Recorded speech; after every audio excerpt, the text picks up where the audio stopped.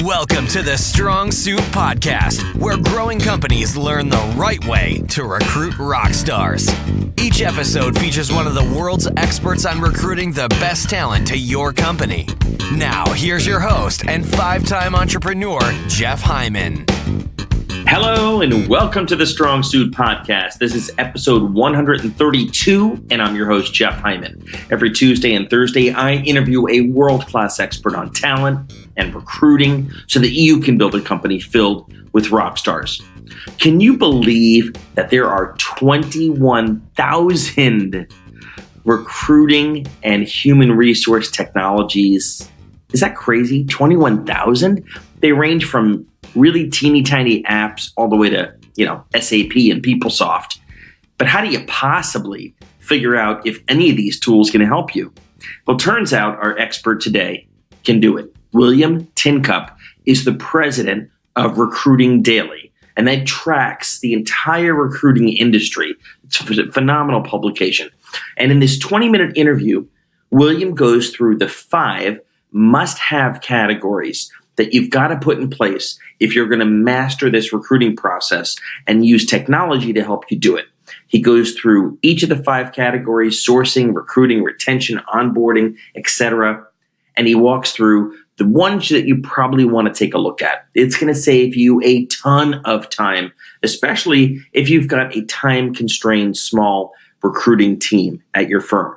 So I hope you'll get a lot out of the next 20 minutes. Here we go with William. Ready, aim, hire. Okay, William, how are you today? I am wonderful. Thanks for asking, brother. It's great to have you on the podcast because I got to tell you, this recruiting technology has just become overwhelming, right? There must be, hundreds, thousands of players?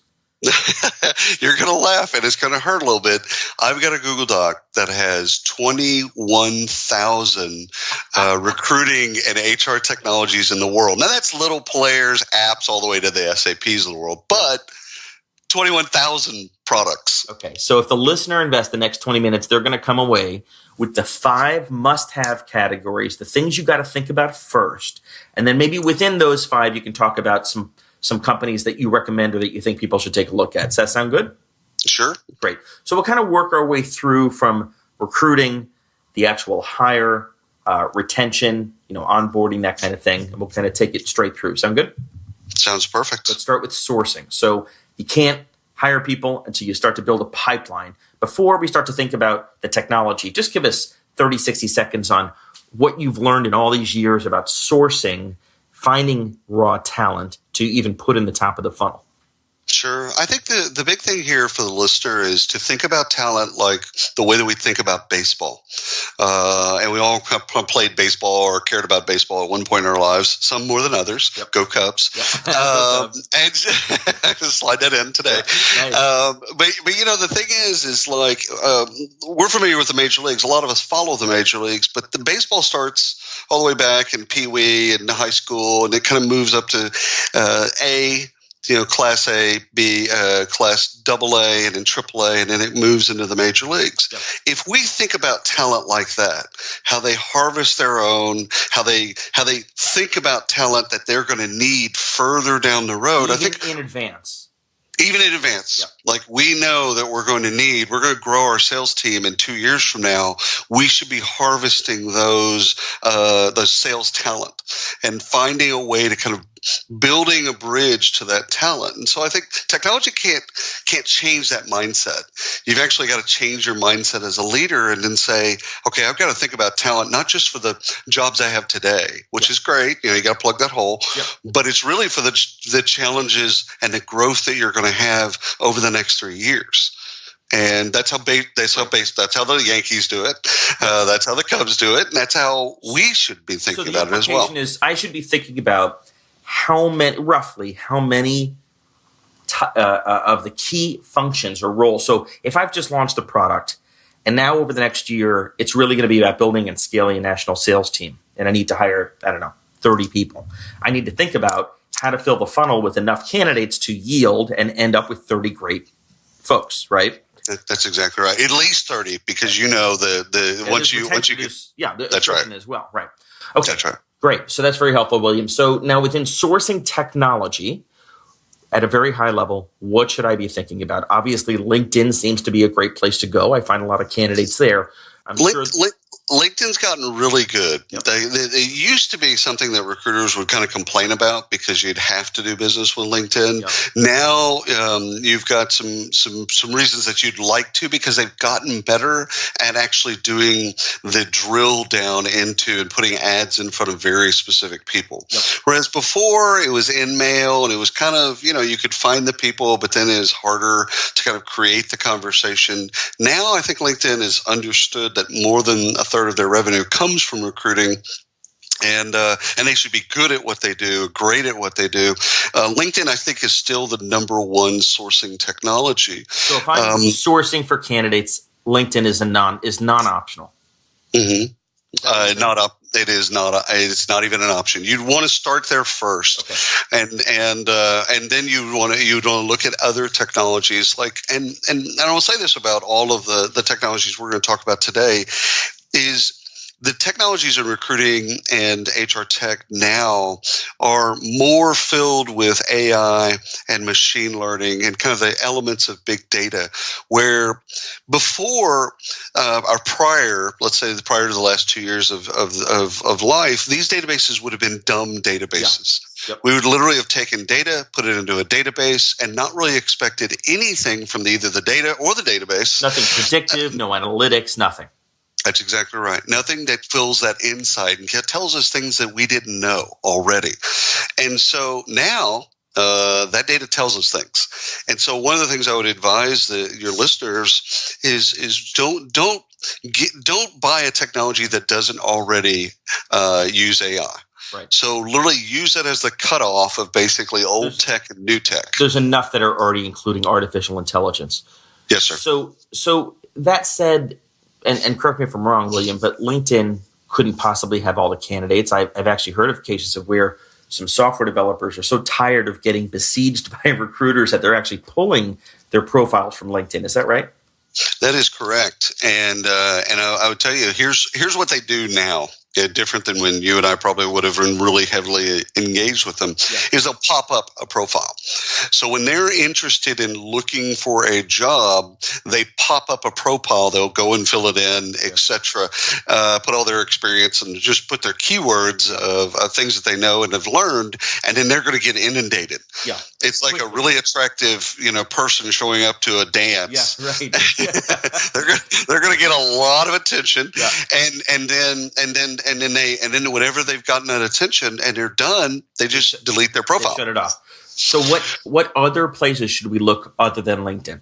For technical talent, I would look at GitHub. A lot of people use GitHub and Stack Overflow as basically, if you want to use the metaphor of fishing on the lake, these are different lakes of technical talent, and you can go there because they're there. In GitHub's case, they're there to learn more about coding and to share their knowledge of coding. And in Stack Overflow, it's kind of like Reddit or Quora, more of a Quora for technical talent. So they're literally answering each other's questions, and you see the experts and things like that. So if you are willing to invest the time, you can really find people that have your specific skill set, your languages that your platform is built on.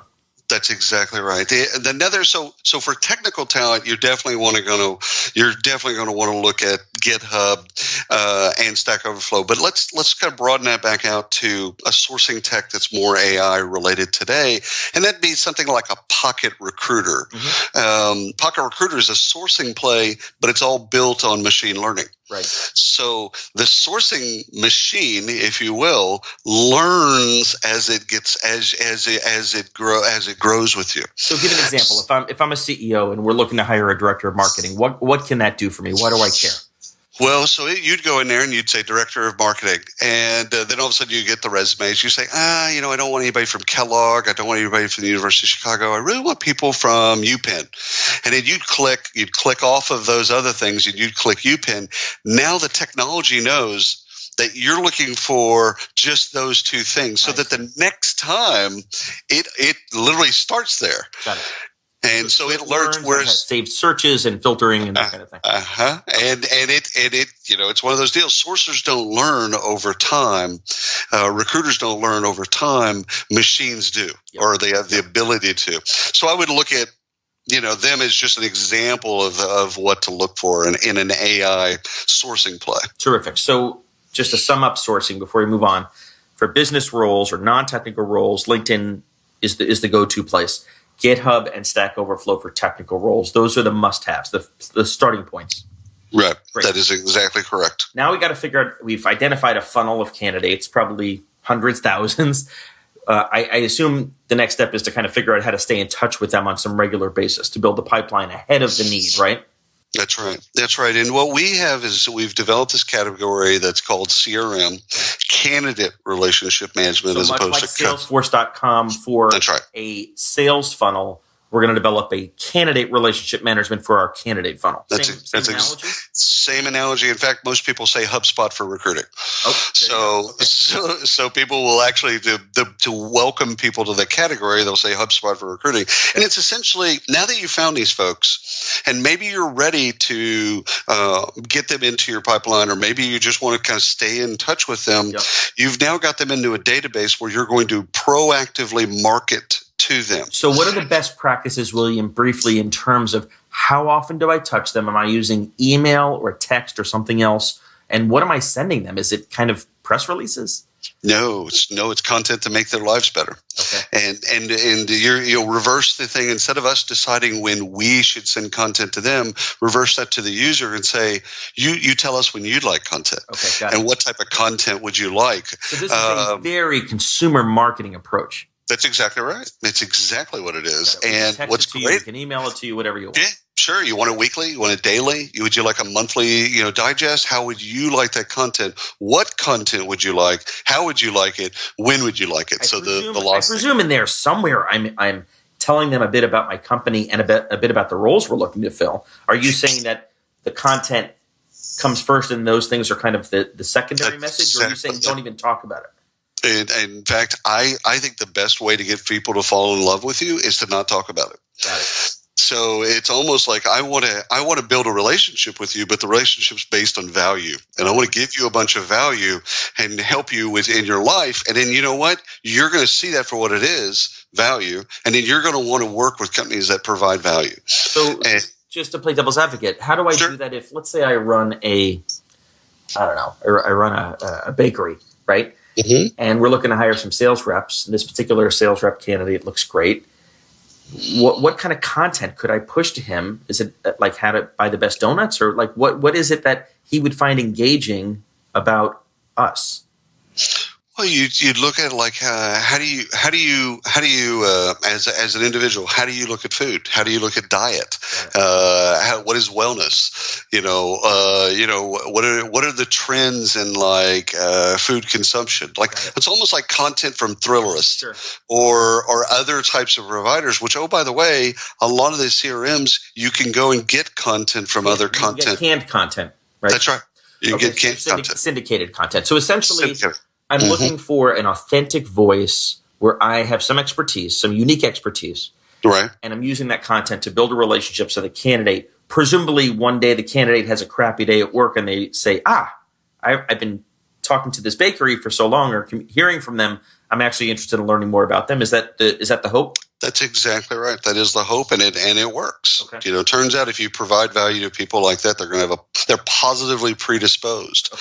And once they're positively predisposed, then you're right. Then it's just a matter of timing and the right opportunity. And at that point, you've got them to where they've raised their hand and said, "I'm interested." Yeah. Now all the other things apply. Are they interested? Does it work? Timing, compensation, all that other stuff. So before we go to the third category, what are a couple of leaders in that candidate relationship management category that I should look at? So I would look at a couple. Smashfly out of Boston is a good CRM. Clinch out of Ireland Avature is a great CRM. Okay. Telemetry, if you're an Oracle client, is a great CRM. And then Dice has one that's called Get Talent. That's a great CRM. And probably one last one is Happy, which is kind of a CRM for mid-tier firms. But they come in all shapes and sizes. Yeah. But the idea of that category, HubSpot for recruiting. Got it. Okay, move to the next category. What's the third category of recruiting technology that I've got to think about? So we're going to talk about this in kind of an assessment and skills. I know your firm kind of believes in this moniker of, okay, once you find the talent, you got to make sure that they quote unquote match. There's no such thing as a perfect candidate, but you want to kind of get your best, feel for. Now, these things assessments come in, 98 different colors. Yep. And a lot of it comes down to, what are you assessing for? Is it behavioral? Is it personality? Is it culture fit? What do you and skills testing? Like, you could do something as myopic as just skills testing, where you just want to test the candidate. Where and in the process do I insert that assessment? Am I doing it early on, before I even interview people, or is this really more of an in-depth and probably more expensive assessment at the very end of the process before I make the hire? If you could do both, then I would advise a screen that's way out far, that knocks people out. Okay, that they just aren't going to be a good match. Don't and if it'll share say it's our values, don't have that's right. Intelligence, horsepower, etc. That's right. And you can assess literally on your values. You can assess on anything you'd like. Yeah. There's an assessment. There's a canned assessment already ready for you. So I would do something out further in the process that knocks people out. And then after the interview, you feel good, they feel good. You feel like now you want to do something a little bit deeper. Maybe at that point, do a different assessment. Got it. So maybe a skills assessment way out knock the people out that just don't have the skills. Yep. And then maybe a culture assessment closer to, so that you can really feel like, okay, you know what? They're skilled, they're competent. I've interviewed them. They like us. I like them. Everything fits. Now let's just make sure culture is right, and enter, Culture Amp or Glint or Tiny Pulse, or a number of these different types of cultural assessments. Got it. If you will. There's so many of these things. So I think the key is to figure out, what do you want to test for? Or do you want to do it early in the process or late in the process? If it's early, it's going to have to be a relatively low-cost tool, because presumably you're going to put a lot of candidates through it. Last question on that before we move on is, isn't it presumptive to think that passive job seekers, people that are not actively looking, will take the time to do my assessment so early? Why wouldn't they say, go screw yourself, I'm not taking your online test before I meet you? Well, and that's where you can do things that are like really fun, like gamification actually works out here. It doesn't work elsewhere, but it does work here, where you have something like an Arctic Shores, and that basically makes a game of the assessment. Got it. Yeah. Got it. Okay, very good. Fourth category, we move on to, I'm guessing it's some kind of tracking system to track all these status of candidates. Yeah, I think I would make your listeners kind of familiar with the category of ATS, applicant tracking software, that this is essentially once they apply. So once you've done all that other work, you've found them, you've marketed to them, you've assessed them, you've done all that stuff. Now they're ready to apply. They hit the button, bam, they've applied. Now, from a government perspective, there's some laws that actually do kind of come into play for us, and it doesn't matter if you're. What is the 101 of those laws? Just for the CEO listener who has no idea about these compliance regulations, what do I need to track? Well, yeah, you're going to want to track all the protective classes, and to make sure that you're not inadvertently hurting a protective class like race or age or gender or something like that. Like, there's a reason the government wants us to essentially be colorblind on those things. Is they want people to hire based on the skill, based on these other things, rather than either knocking people out or including people based on those protected classes. And this applies to all size companies? Yeah, it really kind of comes into play at the 25, 50, and 100 employee marks. But yeah, even with one employee, they want to make sure that you're not hiring, all of one thing, right? Whatever that is. Yep. They want to make sure that you're kind of looking at that and broadening out. And just kind of like the Rooney Rule at NFL, they want people to kind of go and think about a different group of people. That's how the government views hiring. And that can be difficult when it comes to some role like software developers where there's a disproportionate number of men or percentage of men. So you got to get educated on this stuff. I know it's not the most exciting topic, but it only takes one lawsuit to ruin your day. So that's right. Consult with your attorney. What are some of the ATS systems that we should look at for a small to mid-sized company? Sure. I would really start with Lever, Greenhouse, JobVite, and I'd say iSIMS. There's 4 of them that really kind of fit. They can get them. Smart Recruiters is another one that would be great. That you can right out of the box. You can, you don't have to be an expert. You don't have to. You're going to know enough about it to set it up and connect it to your website, and then it will take care of when someone applies. It will then track all of that data. Got it. Okay, very good. So our final category. I assume we make an offer, they accept the offer, and we just throw them in the pool and move on, right? Isn't that what we do?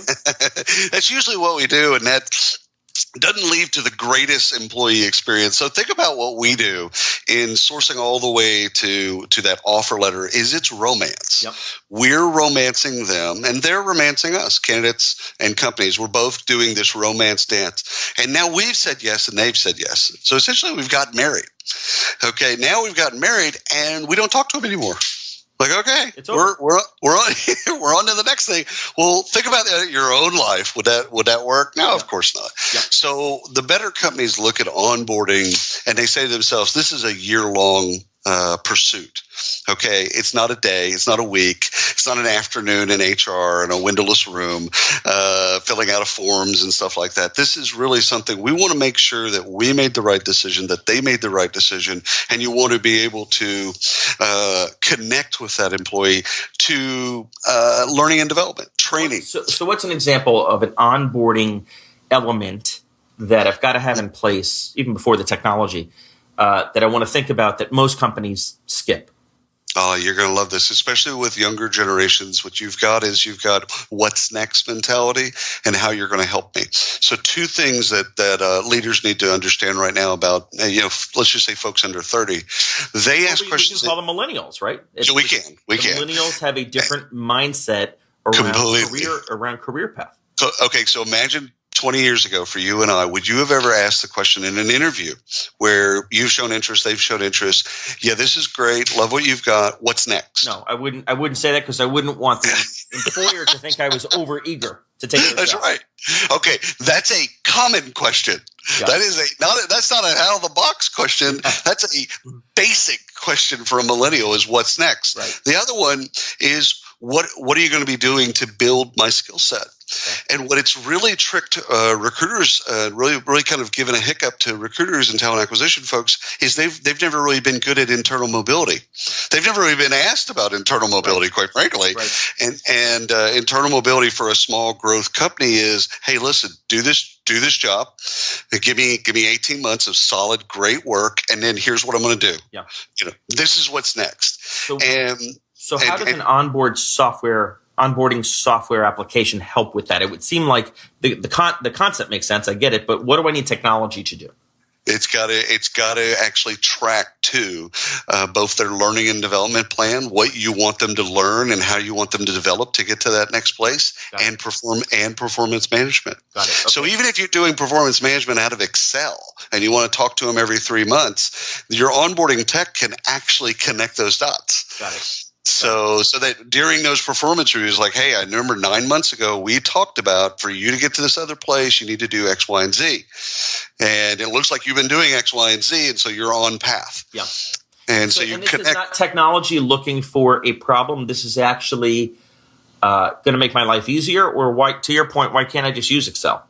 Well, at the end of the day, using something over nothing is always going to be better. Now it's just the refinement of Excel. Can Excel set up alerts? Can Excel do the things that some of these basic technologies do to connect performance, onboarding, training and development, maybe even rewards and incentives, and some other types of things where it informs you and says, hey, you've made these promises. So the why do we do this? The broader question is retention.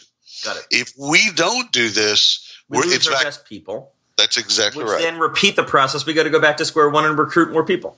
That's right. You got to, and the vicious cycle starts all over again. We probably should have, William. We probably should have started with this category because it's so important to focus on retention and fill the holes in the leaky boat before we start focusing on recruiting. Sounds like the next podcast. Good. I like that. William, this was phenomenal. How can people learn more about what you do, get in touch, and kind of track all these 21,000 applications? Sure. First of all, I'm very easy to find on the internet. Just put in William Tincup and you'll see Twitter and Recruiting Daily. And Recruiting Daily is, I'm president of that organization. It's got a lot of great content for intermediate, beginners, and advanced folks. Okay. So it's got great content that, you can scan and really kind of get the bit. But yeah, very easy to find on the internet. Good. We appreciate it. I tell my clients and listeners that as business leaders, whether they are CEO or run a division or department, they should be spending 30 to 50% of their time on this stuff, on recruiting, retention, values, interviewing, building a pipeline ahead of the need. And if you do that, the business kind of starts to take care of itself. That's right. Great talent solves all problems, and especially if you recruit the great talent, you treat that great talent well.